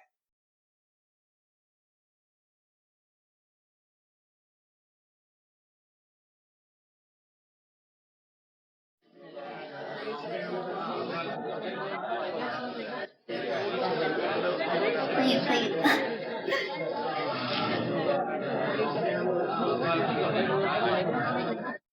感谢各位今天的到来。今天的宴会呢，有2件重要的事情向大家宣布。第一，是我的女儿谢明珠从海外归来，平安到家。那么第二呢，是谢氏集团，从今天起正式交由我的女儿谢婉玉来执掌。老爷，跟大家认识认识啊。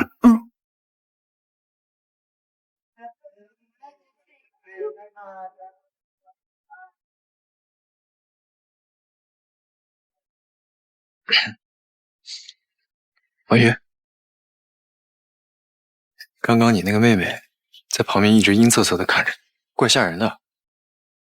待会儿晚点走，有好戏看。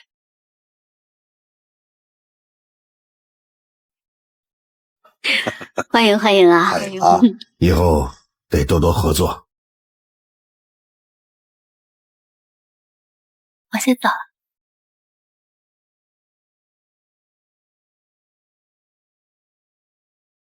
姐，你刚才在外面应酬了那么久，肯定喝了不少酒。我给你准备了解酒茶。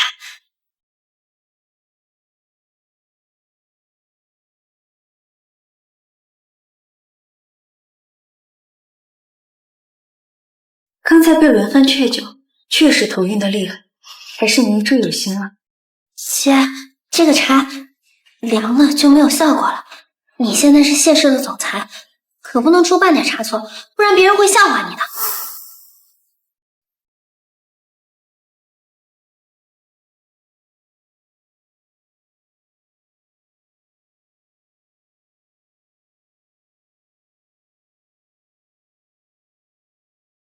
对了，明珠，我需要换身礼服，你先出去回避一下。好，姐，那你赶紧喝完茶休息一下，我在门外等你。等你换好衣服之后，我们一起出去。好。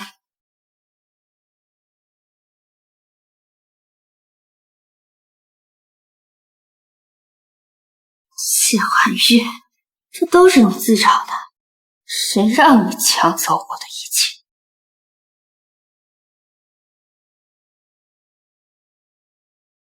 姐姐，你没事吧？姐，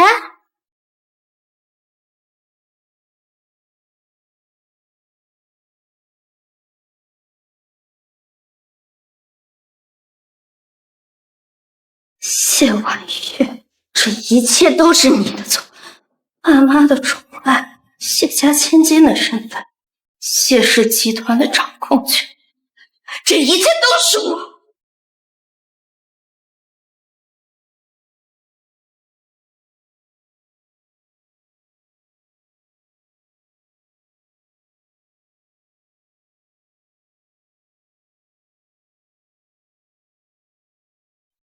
明珠小姐，欢迎回来。好，谢谢。哟，你们聊什么呢？爸妈，你今天照顾好大家啊。你看郑总一表人才啊！婉玉说是去换礼服，怎么现在还都没有回来？不会出什么事吧？应该不会吧？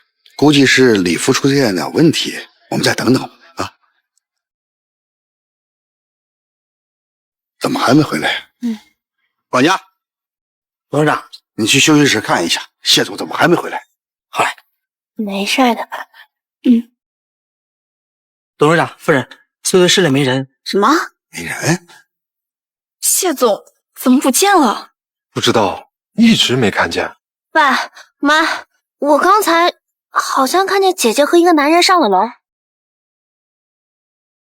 还是一个陌生男人。我以为是合作方，姐姐上楼和人家谈正事儿呢。合作方都在，他能跟谁聊啊？爸妈，我上楼找姐姐。要不咱们也去看看吧？走。姐姐，你在里面吗？大家可都在等你呢。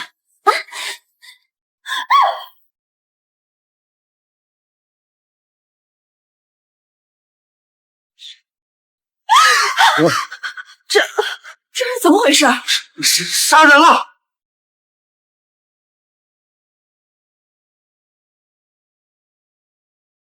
哟，这是怎么了？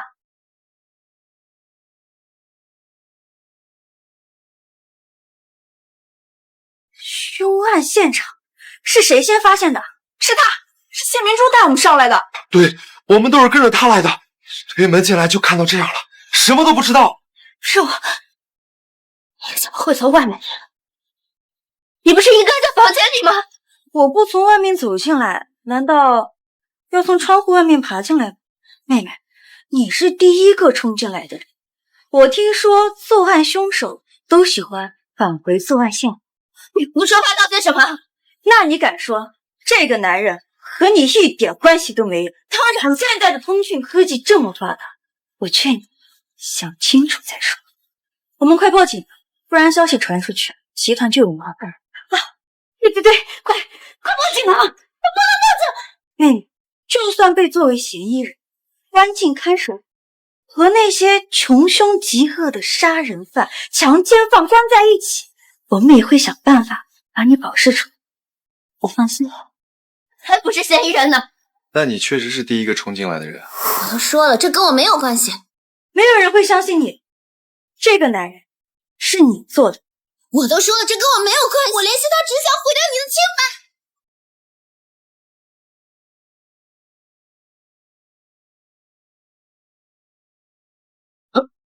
这怎么回事？没事儿，只是陪你演了一出戏。你耍我4年了，谢明哲，你还是这么丑。你给我选的迷药那么大一股儿，你居然觉得我会喝下去？不可能！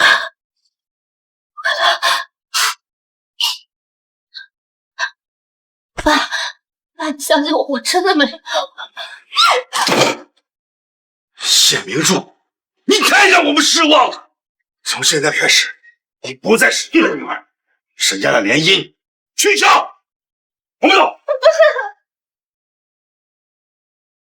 是沈向北池是你这么做的，对吗？是的，跟他没有关系，这都是我自己的主意。谢明珠，你不会还想要嫁给沈向北？你手里应该有证据，可以去威胁他。你不会觉得我能看上这种货色吧？我不像你，一点都不挑人。你小得意了？你以为看不惯你的只有我一个吗？还有谁？你知道为什么我要给这个男人绑上白布吗？为什么？几百年前，谢氏姐妹互相残杀，险些给谢氏家族招来杀身之祸。当时的族长下令，将他们2个双双绞死在闺房内，引进校园。此事被记录在册，警示后人。谢明珠，如果族长知道你对我做的事，你觉得他会不会惩罚你？谢婉月，谢明珠，我不管是谁指使你这么做，但你最好都别来招惹。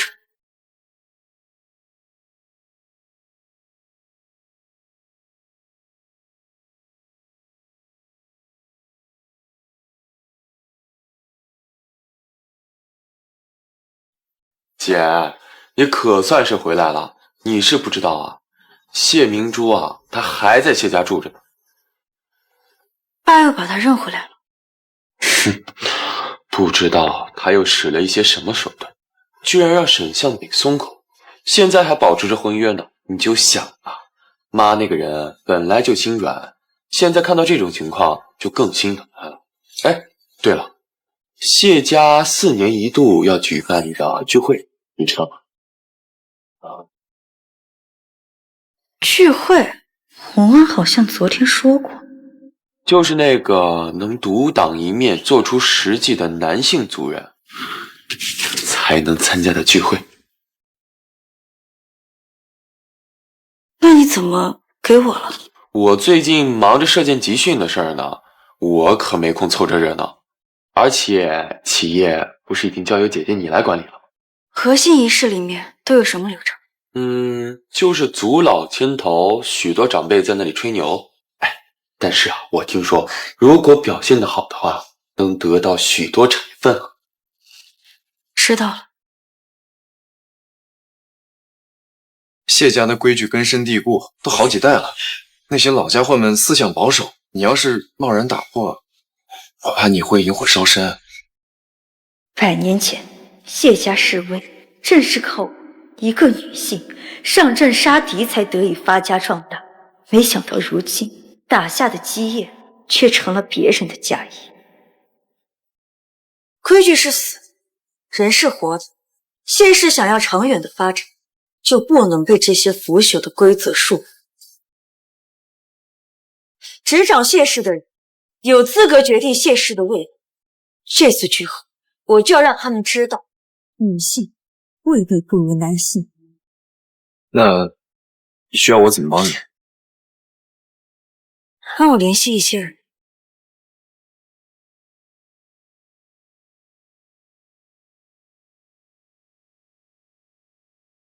站住！谢家男性族人聚会，女眷和外人不得入内。我是谢氏科技集团现任总裁谢婉玉，来参加家族聚会。总裁怎么了？这是谢家祖上传下来的规矩，只有能扛起家族产业的男性族人才能进去。你一个女人家，凑什么热闹？是啊，这女人家头发长见识短，在家里管好琐碎事就行了。这产业大事什么时候轮到你这女人做主？我听说呀，她是从乡下找回来的，在那里待了20年，能懂得什么家族规矩呀？恐怕呀，连祖宗的牌位都查不清楚，进去也是丢人现眼。表妹啊，不是表哥说你，这种场合你是真不适合。如果你想凑热闹，可以去偏房喝喝茶，聊聊天。正厅的事由我们男人做主就够了。表哥，你不是灰溜溜的滚出集团了吗？也还好意思来参加聚会啊？哎，我姐把集团打理得井井有条，营收整整翻了2倍，可比你们这些只会狗叫强多了。话不能这么说，商场上的事哪有这么简单？指不定是用了什么旁门左道。再说了，让一个女人掌权，让别人知道会笑话我们谢家没有男人。论能力，他比各位都更有资格在这儿。江总，这是我们谢家的家事，就不劳你一个外人操心了。她一个女人家进这宴会厅，那就是对我们先祖的不敬。规矩，祖上传下来的规矩是有能力者执掌公司，而非仅凭性别就否定一个人的价值。至于我能不能进去，不妨诸位去问问所有我是谁请的客。不妨各位问问族了，我是谁请来的客人。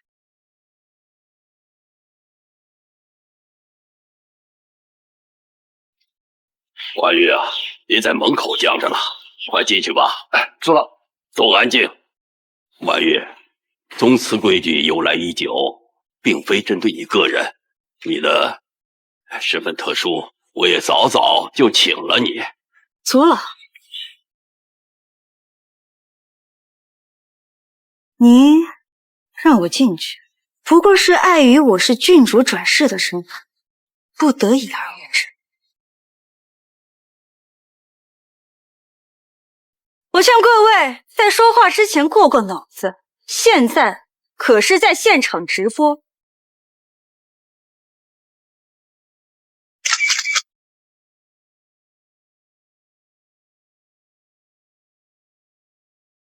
这都2026年了，还有这些规矩呢？很难想象这么恐怖的家，所以这个谢总真的是农村出身，那很励志啊。不许任何人说谢总，自从他上任后，谢氏科技真的研发了很多女性友好的。这老头子看着也不像好人。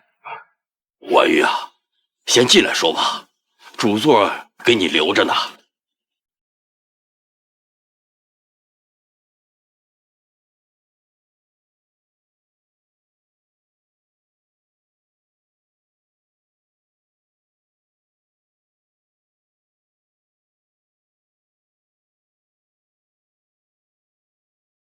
好了，既然大家都来了，那就按规矩，先祭拜先祖，再工商产业大事。婉玉啊，你这性子也太强势了。女孩子家这么争强好胜，那未来怎么嫁得出去啊？就是，你早晚得嫁人的，到时候嫁到外家，这谢家二房的家业不就拱手让人了吗？我没有结婚的打算，就算将来结婚，也会是别人入赘。入赘？和你年龄相当的男人呐，就算是入赘到市长千金家都绰绰有余，怎么可能来入赘到谢家呢？是啊，那男的也没有几个入赘的，即使要入赘，那肯定也很贵的。那你入赘要多少钱？那怎么着，固定资产也得几个亿。哎，这个你不懂啊，入赘呀，可不是那么简单的事，花的不仅仅是彩礼钱，还有男人的尊严呢。你说哪个有本事的男人愿意放下尊严去入赘呢？是啊。那我干嘛要放下尊严嫁人？你是什么地方的人？我们这不管嫁人叫入赘，而且入赘和纳妾那才是对等的。是呀，就算是王府的嫡长女，也会嫁给侯府嫡长子的，而不是让侯府长子入赘呀。那可不，要不是我早亡，世子可是要赘给我的。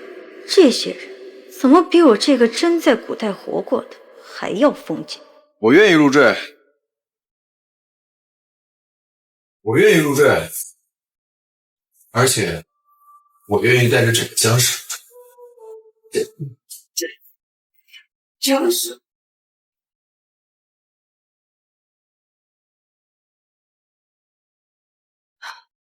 月，我算是知道你周围都围着些什么东西。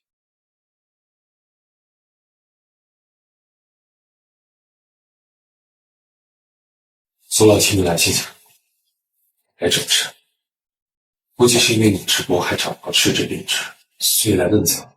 既来之则安之，还会怕他？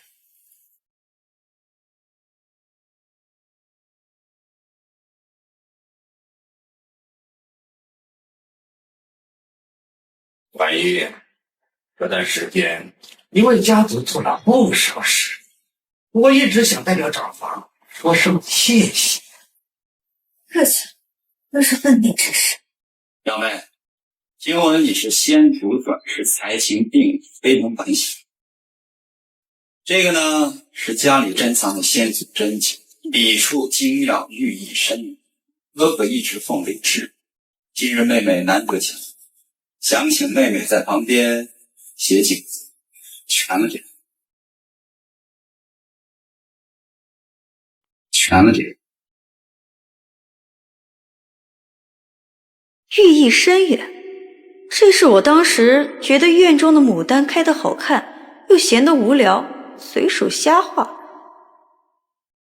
既然表哥和伯父都这么说了，那我就信主。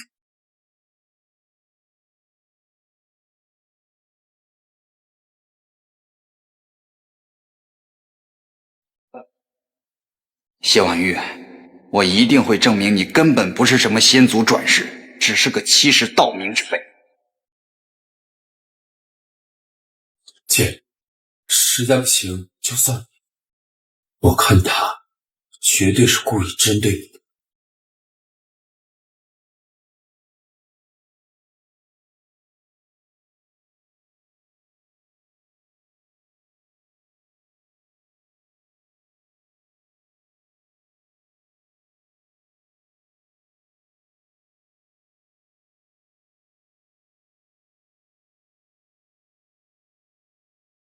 表哥、伯父，我许久未动笔，寄一生书，让大家见笑。这怎么可能啊？难道他早就知道，提前练习了？婉玉是郡主转世，才情岂是你能随意试探的？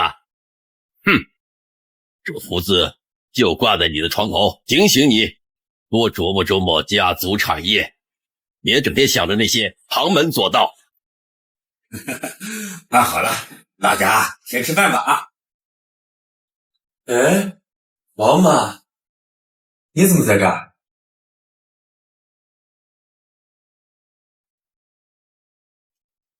这个佣人你认识？认识啊，他以前是咱们二房的佣人，我小时候可喜欢跟他玩了，但是后来他辞职了。王妈，先下去吧。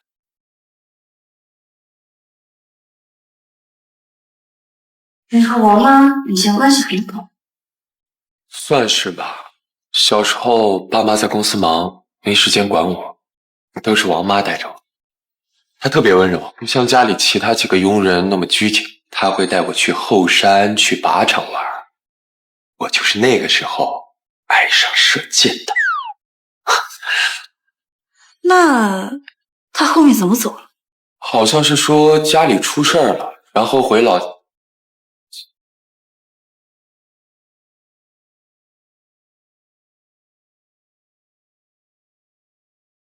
这是我整理收集的全部资料了。你猜的没错，展房和三房在近10年确实有多笔匿名资金来往，数额高达上千万。资金流向就指向当初收养你的孤儿院附近账户，所以当年抱走你的人就是这个佣人。所以当年的调换根本就不是意外。谢崇忌惮二房势力壮大，担心威胁长房地位，于是和三房勾结起来，将我这个正牌千金换走，让谢明珠来顶替身份，最后再安插谢成进入二房，伺机瓦解。原来就连我爱上射箭也只不过是算计。怀成，这都快下班了，你怎么来了？婉玉、光耀，今天晚上你们再来一趟老宅吧。这2天祖祠会开，你们顺便去拜拜祖。带着江怀成一起，不麻烦吧？当然不麻烦，多双筷子的事。行，那我们赶紧走吧。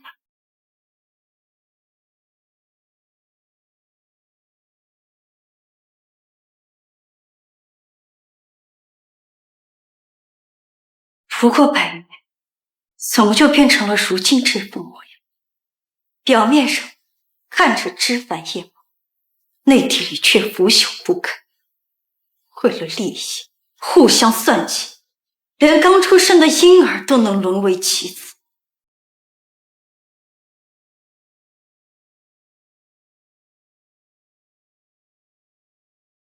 而谢宏安在这其中又扮演着怎样的角色？是真的被蒙在鼓里，还是默许这一切的发生？我说，我是不是该给这几位祖宗跪一个？毕竟我都要入赘给你了，是不是得跟他们表表诚意啊？给他们磕一个，让他们给你磕一个还差不多。啊？这话听起来怪怪的，但至少他没有反驳入赘的说法。不管怎么样，我都是要赘给你的。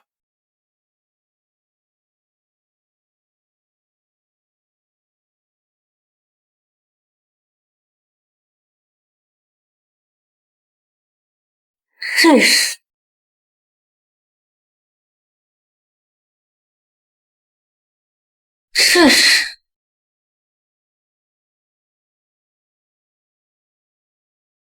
看来卡死了，需要用工具。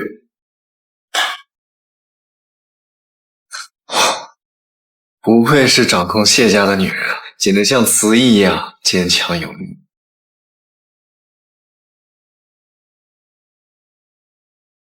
抱走新生儿，送到孤儿院，让谢成进入二房公司，善尽管理层，伺机将二房瓦解，财产由长房和三房平分。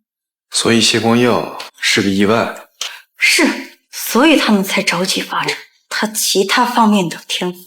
那现在你已经拿到证据了，打算怎么办？揭发他们吗？那都无趣，我还有一个更好的办法。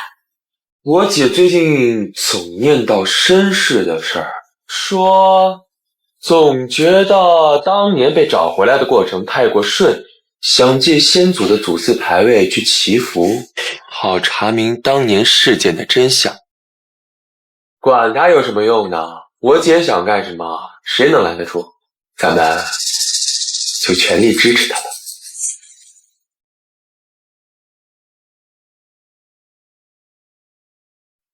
我妈，今晚3更，你给我去趟祖祠，把暗格里的东西销毁，绝不能留下任何痕迹。好，我一定准时到。动作快点，找到东西立刻上路。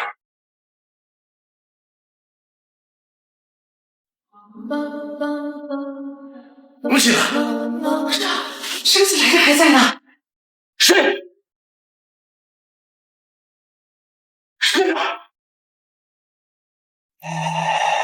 谢崇，你和县民勾结作乱，调换血脉，谋夺家产，背叛先祖，可知罪。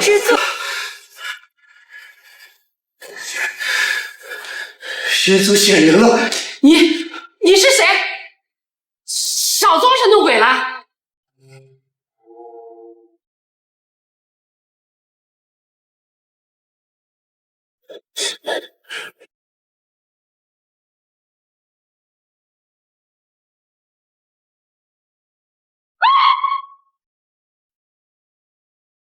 谢崇，你和县民勾结作乱，调换血脉，谋夺家产，背叛先祖，可知罪。是罪，我知罪，我知罪。谢崇，县民勾结作乱，调换血脉，谋夺家产，背叛先祖，可知罪。知罪，我知罪，先祖饶命！我也知罪，都是谢崇逼我的，我不敢不从啊！是你主动找上门来，说能帮我做事，还说能帮我顶着公敬。胡说！明明是你许诺我好处，说要给我一大把钱的。是你贪心不足，当年调换孩子的想法是你提出来的。你说二房现在势头正盛，咱们要不涨房，把孩子换走，换个好工作再回来。是我的操作怎么了？具体的操作不都是按照你的安排吗？是联系谢明，还有找孤儿院，还有你让我故意带着谢光耀去文物商市，断了二房的后路。谢伟也不是好处，他早就觊觎二房的海外业务，办有事成之后分了3成。还有你明明收了我50万合作费，现在还倒打一耙。你那点钱能干得了什么？你当初可是答应我二房产业的1成。先主饶命，我再也不敢了。2个做贼心虚的蠢货，吓到连这里有灯都忘了，是不是？是你这个贱人，设局陷害我，这都是伪造的证据，我根本没有做过这件事。都是他，全是谢崇的主意，是他和谢云的狼子野心。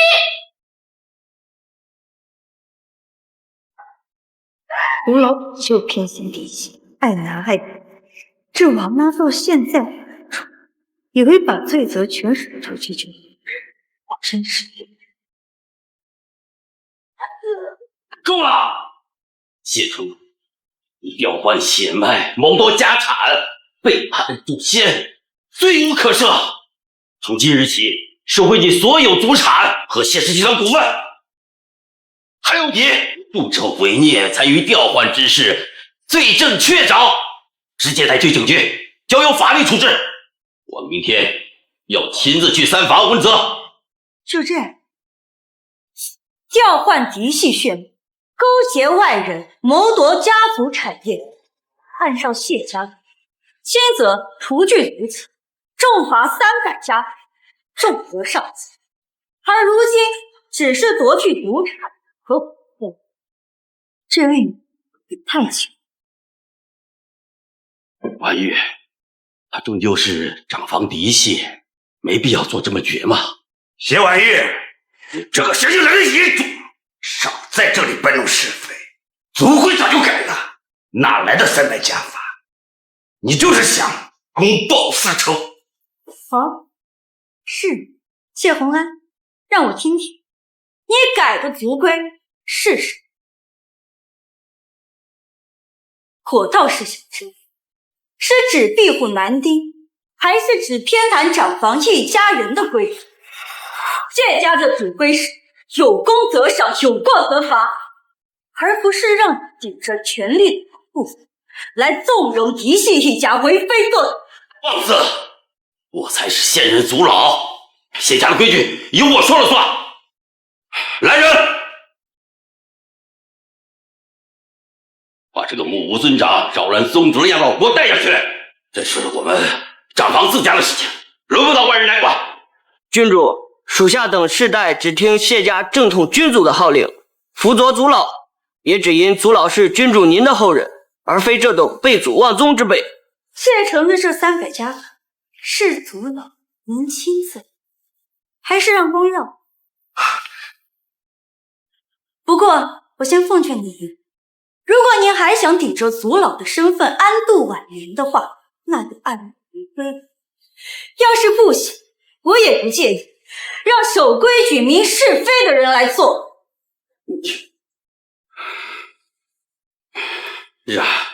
让谢光耀来。你不能这样对我，我是长房嫡系，我要是受了罚，长房的脸面我这可……做了亏心事就该受苦。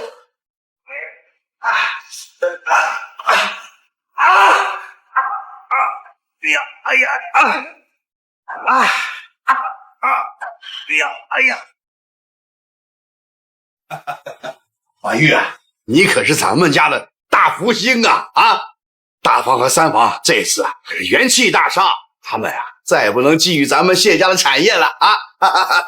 是啊，现在有婉玉在，我们呀也就放心了。姐，我敬。来，干杯！干杯！妈，我没法活。哭哭啼啼的像什么样子啊？这大好的日子，你别在这晦气。明珠，这是怎么了？沈向北，他出轨了公司秘书。哎呀，夫妻之间啊，哪能没点摩擦啊？要多多包容啊！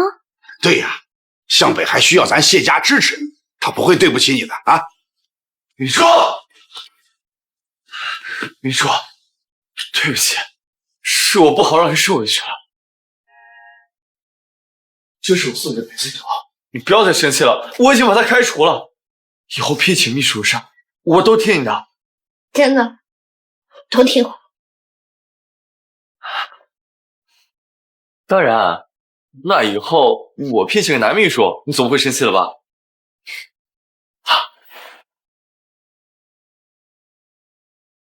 这恋爱脑还有的闹呢。郡主大人，你这么全能，你会不会算命？他八字如何？他呀，不用算我就知道，离婚3次。你说是不是？没错。对。他骗我，沈向北就是个骗子。我今天去酒店找他，发现他和那个男秘书，他们居然厮混在一起啊！还让我找男秘书是故意的，我要离婚。哎呀，明珠啊，这婚姻又不是儿戏，你哪能说离婚就离婚呢？啊，明珠啊，你和向北是联姻，大多数夫妻都是这样的，哪有那么多真情实意呀？只要他还认你是沈夫人，这睁一只眼闭一只眼也就过去了。哟，妹妹，没想到你的小莎士比亚还是个多情种呢。多情种？好啊，你们姐弟俩合起伙来欺负我！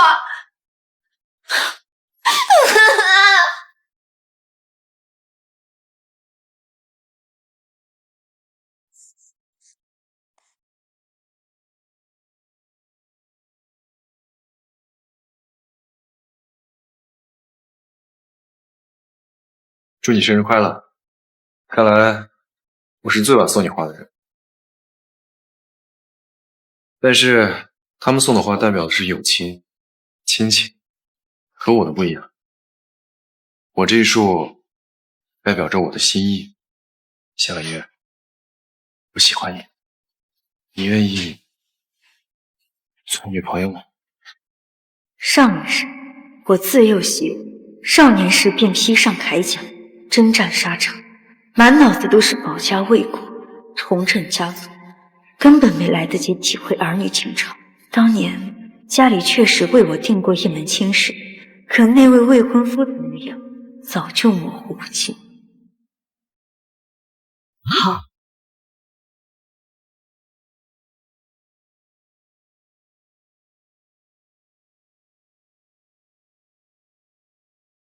谢总，华能的项目还要跟您聊一下。